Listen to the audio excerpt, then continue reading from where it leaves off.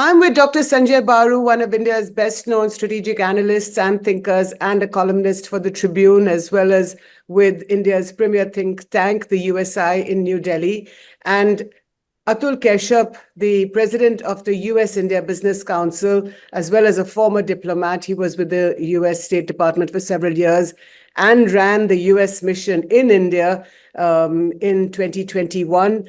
He is with us from Washington, D.C., and I'm Jyoti Malhotra with the Tribune in Chandigarh, so I'm connecting the time zones. Gentlemen, thank you so much for joining me at the Tribune. Well, it's a pleasure to join you, Jyoti. Thank you so much. The first question to you, Mr. Keshap. Donald Trump is back. What's your first reaction to this big victory by the Republican president? So my first reaction is, as an American, I think it's a giant testament to the passion and commitment of the American people to our democracy and to our Constitution. Of course, there was that absolutely horrible assassination attempt against President Trump. But in the main, the entire electoral process and the entire political debate has been conducted in a peaceful manner. The voting was free and fair. In our country, there is absolutely no way of knowing what the outcome is going to be. There's no tyrant. There's no nomenclatura. There's no central committee that dictates the outcome. This is the authentic voice of the American people. And so I think it's another expression of faith by the American people in their own democracy. And American democracy is a very powerful and exceptional and unique thing. And I think it lends strength not only to our own system, but also to every other democracy around the world. So I feel very, very good about how the entire election process unfolded in America.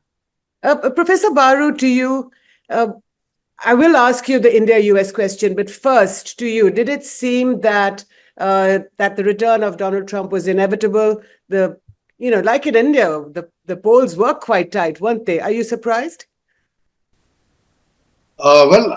I'm surprised in the sense that all the opinion polls suggested a much closer fight. But I think, as Atul has said, this is the authentic voice of the American people. There's quite clearly a kind of a populist upsurge in support of President Trump. And I think it's significant. I think the world will take notice of not just the result, but the magnitude of the result, because it was assumed to be a very close run race from all the media coverage and the opinion polls. But when you get a mandate like this, it suggests that it's a much wider sweep than has been imagined. My guess would be, and Atul can correct me, that the popular vote this time was higher than even in 2020, which means despite everything that's happened in the last 4 years, President Trump has improved his public standing, which I think is partly a vote in his favor, but also a very damning vote against President Biden. I think there is some kind of a shift of the support base towards the Republicans, which we see even in the congressional vote. Okay. So it's a significant vote. Mr. Keshap, I will ask you the US-India question, of course, and you are with the USIBC, and you are a Panipat boy. We all know that. But my question to you is, I'm picking up from Professor Baru, which is that what happened to America? On the one hand, we know that the polls were so tight and so close. At the end of the day, Donald Trump seems to have won several of the key states, or what we call states, and so what is it that is American politics shifting to the right, and if so, why? So look, this will be the work. This postpartum work will be the analysis of many, many pundits and journalists for weeks to come, and there'll be a lot of deep grain analysis in all of the various places depending on the vote. But to Dr. Baru's point, I do believe this was the highest vote tally in American history. When I went to bed around, is it American history? I believe so. I haven't checked, but I do think it's the largest vote tally in a long time, at least. And when I went to bed at around 2 or 3 in the morning, the former President Trump was about 5 million popular votes ahead. Now, I didn't check the results this morning when I woke up before I got on these shows, but I do think that it's clear that, number one, the American people are passionately devoted to democracy. They voted in enormous numbers.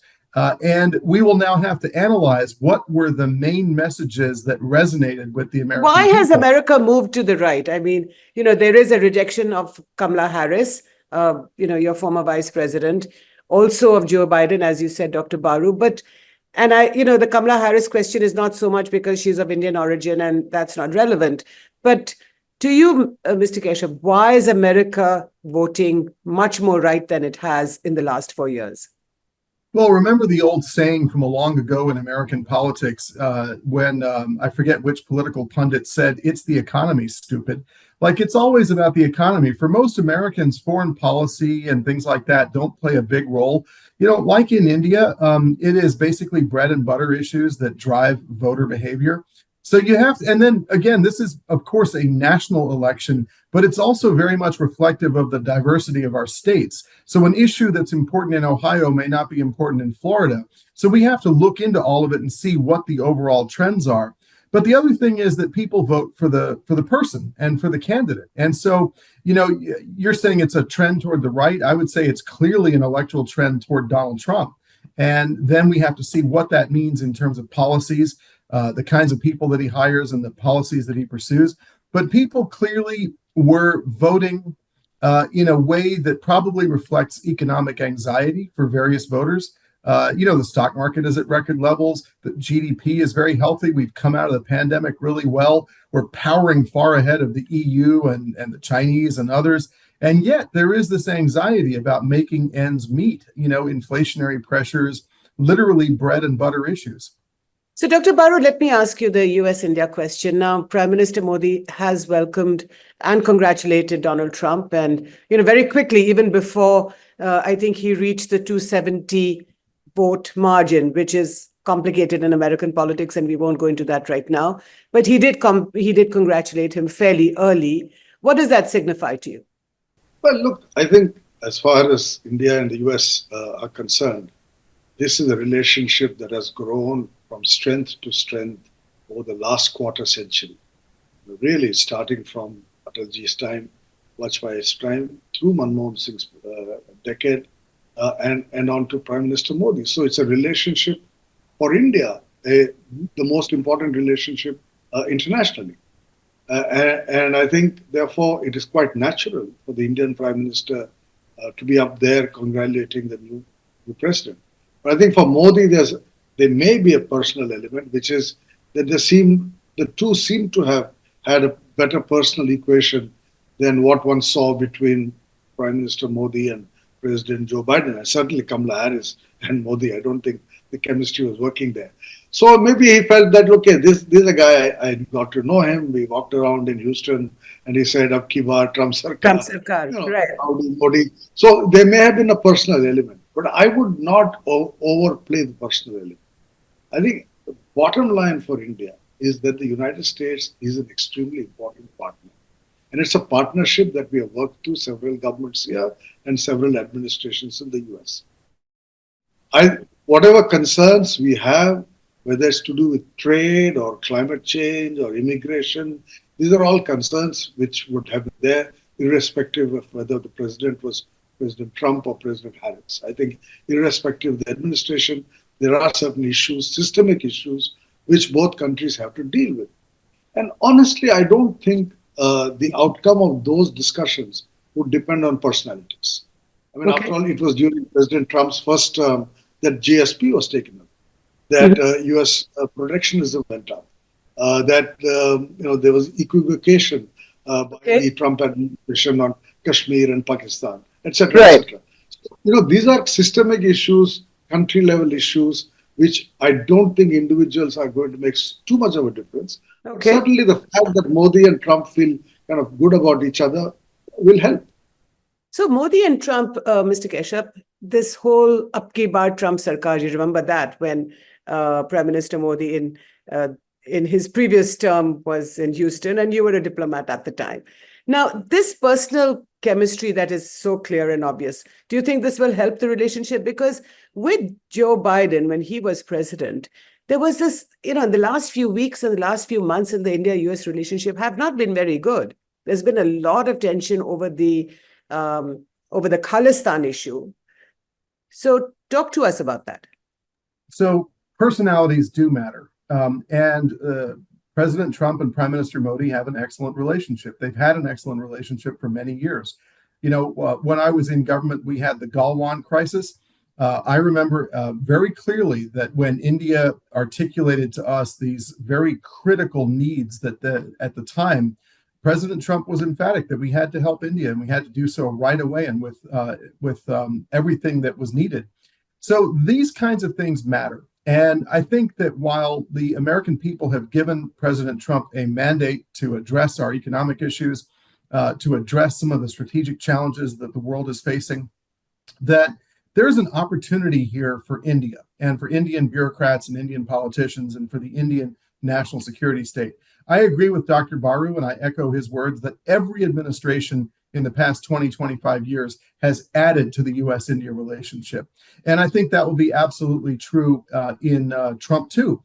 But it has to be on the basis of India and the Delhi elite understanding what motivated the American voter and what motivated President Trump and what his arguments have been about what he needs in terms of what America should have and what America needs from its friends and allies around the world.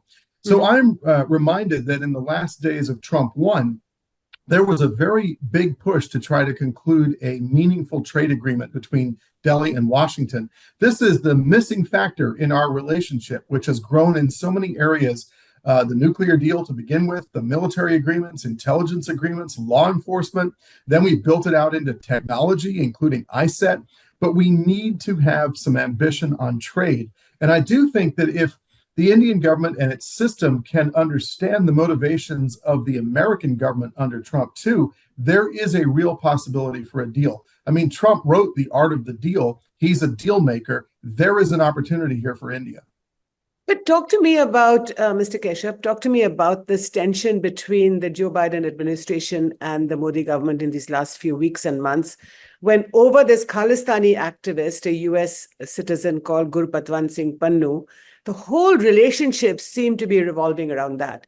Now, he was being allegedly targeted by this Indian, former intelligence official. And while some of that may be true, and I'm not going to go into that, but what was it about that? It seemed to us here in India that the Americans were bent on defending this pro-Khalistani guy. Why was that? So first, I would draw a distinction between how Washington and Delhi have handled this matter and how Delhi has dealt with other governments, including governments that are friendly to us. Like Canada? Well, and what I have said is that Delhi and Washington have been handling this very serious issue with maturity and tact. And I think that remains true. I am aware that there have been some high-level delegations that have gone in both directions to talk about this issue and resolve it. I've worked long enough in government to have seen some very, very difficult days in the U.S.-India relationship. And that'll happen when you have two extremely vast, diverse democracies with a lot of voluble citizens with a lot of voluble opinions. There will be turbulence in the relationship. The critical dimension, however, is how the governments deal with things. And I've seen moments where the governments kind of saw things spiral a little bit out of control. And then they came to the realization that letting things get out of control between the US and India is not good. It's not good for either of us. And it only, frankly, gives comfort to our enemies in places that, like Islamabad and Beijing and other places.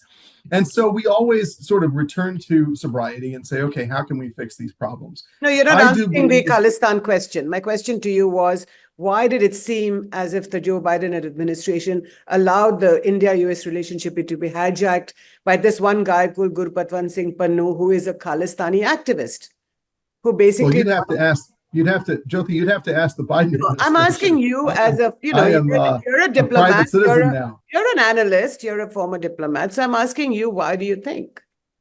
Well, I'll give you a strategic perspective.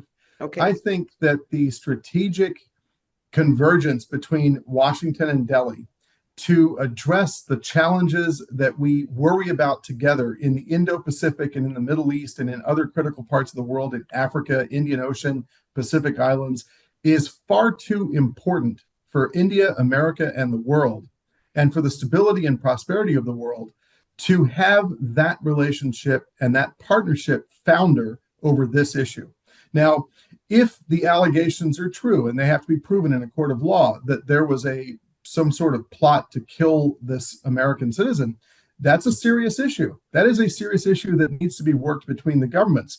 But I don't think it should necessarily derail the political, economic, and technological convergence of the U.S. and India on strategic concerns that we have in common. So this is where maturity and tact is critical. They've got to work through it. And I'll just add one more point. Yeah. In a transition where we are now waiting for the next administration, is actually, in bureaucratic and diplomatic terms, an opportune moment to negotiate through to an outcome to resolve this issue definitively to the satisfaction of both governments. So I hope that Delhi and Washington will use this moment to resolve this issue and put it behind us. It is bad for business. It is bad for us. It is bad for our strategic collaboration. And frankly, it just needs to get resolved. And this is where negotiation and diplomacy are absolutely critical. So, Professor Baru, basically what Atul Keshap is saying is that it was badly handled by the Joe Biden administration. He's a diplomat, so he won't say that. Do you agree with that both India and the US handled this badly and allowed this one pro-Khalistani, this Khalistani activist to hijack the relationship, which is as important as it is? Come on. It's not the Joe Biden administration that handled it badly. It is the Indian government that handled it badly. We are the guilty party. What are we talking about? You send a government agent, on a contract into the United States and expect that the United States won't react. I think it's to the maturity of the Biden administration that they did not deal with this issue in the manner in which Pierre Trudeau has dealt with it in Canada. Now, the Canadians may have done it for whatever reasons, political reasons, is what everybody says. I think they kind of lost control over the narrative. But I think the Biden administration has been extremely mature in dealing with it. It's a serious issue. An official of the Indian government has been removed from government and is now kind of disappeared from public space. We don't know where he is because he was involved in an attempt to assassinate an American citizen. It's unheard of. So why are we asking whether the Biden administration handled it badly? We handled it badly. They handled it well. And hopefully, the matter will get resolved as... No, it's not as if the Americans don't put out hijabs internationally, including in friendly countries. It's the superpower, Jyoti. This Indian argument is utter nonsense. They are a superpower. The way they behave, we are a $2,000 per capita, income economy. We have this exaggerated view of ourselves that you can behave like, United States. Come on. I've been openly critical about the way this whole issue has been handled, so I don't mind saying it on your this program also. I think it was handled badly by us, and the U.S. government has given a face saver in the manner in which they handled it. Though there were points of punishment, like Dowell could not accompany the Prime Minister, the NSA could not accompany the Prime Minister when he was last in the United States. Such things may not happen with the Donald Trump administration. And I think, as Atul correctly said, the next 3 months or 2 months offer an opportunity to handle this. But in the American system, once a matter is in the court, there's that much governments can do, and this matter has to be resolved. So I don't think we should be, finding fault with the U.S. for the way in which it has handled this issue. But my point to you, Mr. Keshap, is that this man, Gurpatwant Singh Pannun, is a Khalistani, which means that he wants to, and I live in Chandigarh, which is the capital of Punjab, and that there has been in the past a lot of radicalism in our state. And for this American citizen to propagate the creation of a new state called Khalistan, if you like, out of India, which basically is, he's instigating or provoking, if you like, even if it's only verbally, the breakup of India. Why should India forgive that?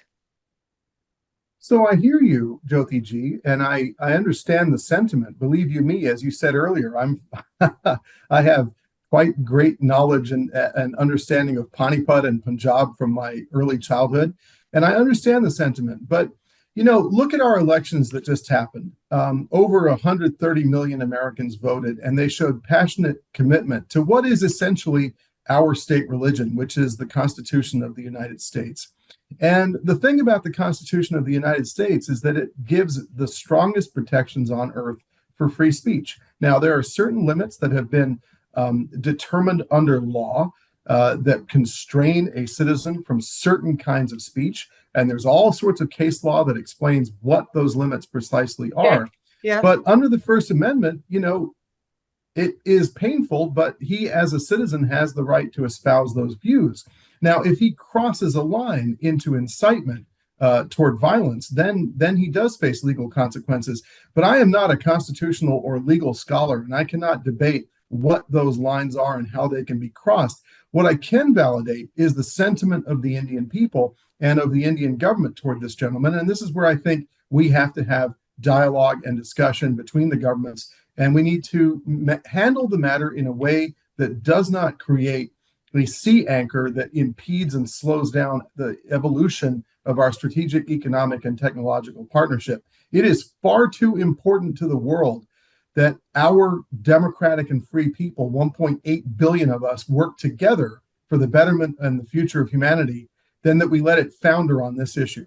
Okay, I'm going to move on from the Gurpatwant Singh Pannun issue. Although, Professor Baru, I do want you to make a quick comment on the, on the radicalism in Punjab. And, it is latent because Punjab has elected two very radical men in this last elections in the Lok Sabha. But my question to you, Professor Baru, is also about India's sort of moving away, if you like, from the US and towards Russia. And recently at the BRICS summit in Kazan in Russia, Prime Minister Modi also met Xi Jinping, and they both, there was an agreement on the line of actual control. What do you make of this? India's, do you think it's like a rebalancing? Well, first of all, on a whole Khalistan issue, in one sentence, it's highly exaggerated. We blew it up unnecessarily on our part, mishandled the whole thing. It's a different matter that Pierre Trudeau turned out to be even worse in dealing with it than us. But I think I'm not convinced that there is a Khalistan issue back on that agenda in Punjab. You live there, I don't live there, but I'm not convinced about it. No, it's not. It's not. Actually, there's no Khalistan in Punjab. Exactly. It seems as if there is a Khalistan type of thing. Yeah, yes. From the teacup and badly handled. But on the larger issue you have raised about India's relations with other major powers, look, we have a problem with China. We need to deal with that problem. We need to have a balanced relationship, even though, we say competition and cooperation. We have two countries which are in race for some kind of space within the world. And we believe in a multipolar Asia and a multipolar world. The Chinese talk of a multipolar world, but not of a multipolar Asia, because we think that they are looking at dominance within Asia in the manner in which the United States dominates the Atlantic and Russia seeks to dominate Europe. So there are these three major powers, each looking for regional dominance, and we are not in that game, right? Okay. I mean, though we tried in the past saying, hey, South Asia is in my neighborhood and Indian Ocean is my ocean, I think those days are gone. We have understood that our capacities are not at the level needed for us to be able to assert these claims. But I think, as I said in the beginning, the relationship with the United States is the most consequential relationship. There is no question about it. There are differences on various issues. For example, on dealing with Russia, there are differences. But I think on the Russia thing, people often misunderstand the actual problem. The actual problem is it's a competition between two different suppliers, Russia and the United States. Now, apart from the strategic issue and the issue of democracy, non-democracy, the fact is that Russia was a dominant defense supplier. The United States has emerged as an important defense supplier from 2005 when I was in government. We signed the India-US Defense Cooperation Agreement in 2005, the Manmohan Singh government. And since then, US has become an increasingly important defense supplier. So these two major powers which are supplying defense equipment to the rest of the world are fighting for market space in India. Mm-hmm. Why don't we look at the whole problem in those terms? Do you, looking at as a geopolitical, it's not a geopolitical issue. Russia wants to sell more submarines to India. Russia wants to sell more missiles to India. The US would like also to sell whatever they can sell. Is that what it is, Mr. Keshap? That it's basically a competition between two defense suppliers, the US and Russia? Is that So how? I'd like to expand the discussion a little bit. If you look at the world from Washington right now, it is clear that there is a coalition that has been built by Moscow and Beijing, and it has drawn in Tehran and Pyongyang, essentially And to Delhi. Do you think it's drawn in Delhi too? Well, let me finish the thought. Those four countries have essentially forged a partnership for mutual goals, the advancement of mutual goals. And one of those goals is, I think, to weaken and erode the strength and influence of the United States and our allies around the world. What I find most interesting about Russia and China, Moscow and Beijing, is that they both essentially persist in irredentism, which is to say the expansion of borders. This has been a Russian foreign policy dictum and requirement since probably the era of Peter the Great. Okay. And it continues today in Georgia, in Moldova, in Ukraine, in the Baltics, in Finland, everywhere you see the Russians pushing against their neighbors, Poland, etc. And you see it from China as well, toward Philippines, toward Vietnam, toward Japan, toward India, and toward many other countries. So for me, the issue is, yes, okay, supply chains are important, and I think our technology is better than anyone else's in the world.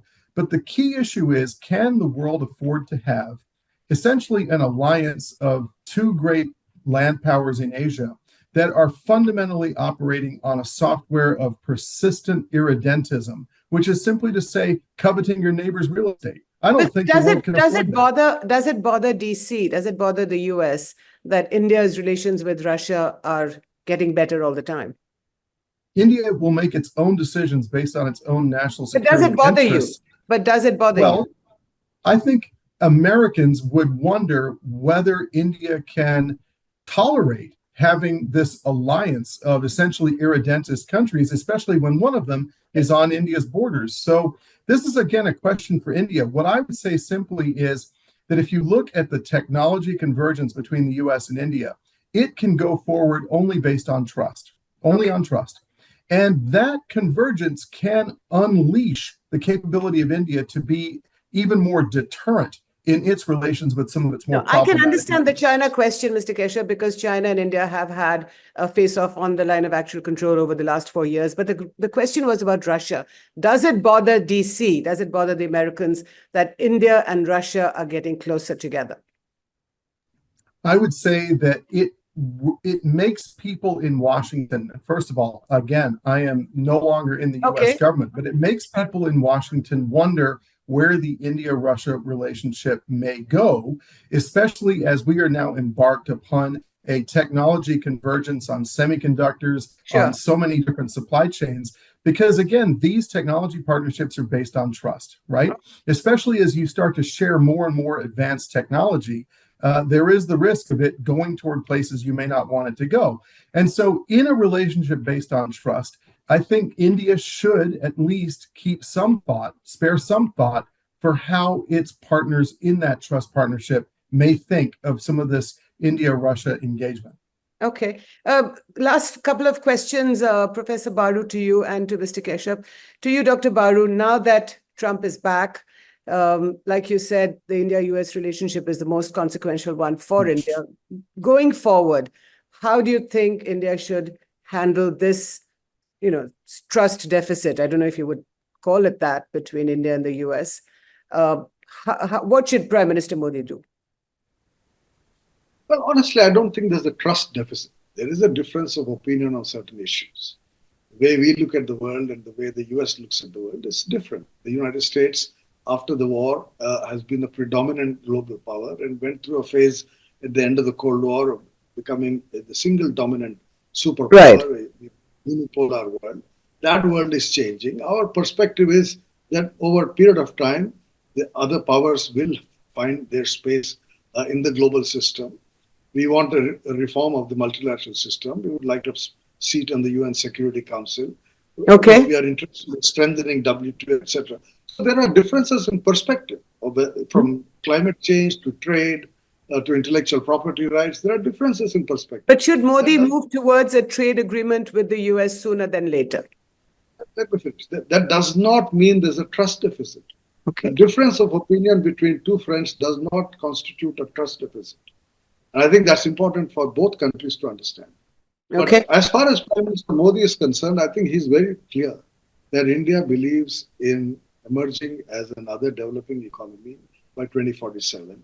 By 2035, he would like the economy to be 5 trillion and above. So growing the Indian economy is the priority of the Indian government. And we will work towards a global environment in which our economy will grow. I mean, Manmohan Singh used to always say, there's a standard line in many of his speeches, which I've written for him, that the world wants us to do well, our problems are at home. Mm-hmm. And we would like to return to a world that wants us to do well. We have problems with China, we have problems with Pakistan. We would like to, do those problems. So I think as far as India, US is concerned, Prime Minister Modi will seek a relationship with President Trump that will enable him to meet the objectives at home of Viksit Bharat, of developed India, increasing employment in this country. India's development is our priority. And whoever is willing to work with us, will work with them. Right. Yep. Last question to you, Mr. Keshap. Ab ki baar Trump Sarkar. Do you think the Modi Sarkar and the Trump Sarkar could work together much more in the coming 4 years? Well, emphatically, and I think that neither government has a choice. Back to Dr. Baru's point, there are tens of thousands of people queuing up to come to the United States. We've got huge amounts of American and Indian investment in both directions, massive job creation. All of the bleeding edge of technology innovation is being done by American and Indian companies working together. The future happiness and prosperity of humanity is based on a US-India partnership. So to your question, absolutely, and neither government has any choice. They have to keep the convergence going between Delhi and Washington. And again, I would go back to the point that President Trump has proven he's a deal maker. This is a huge opportunity for India's political and national security establishment, but they have to understand the message that President Trump and the American electorate are giving. There are concerns about trade, about free and balanced trade. There are concerns about markets. There are concerns about making sure that our concerns are at least validated and addressed.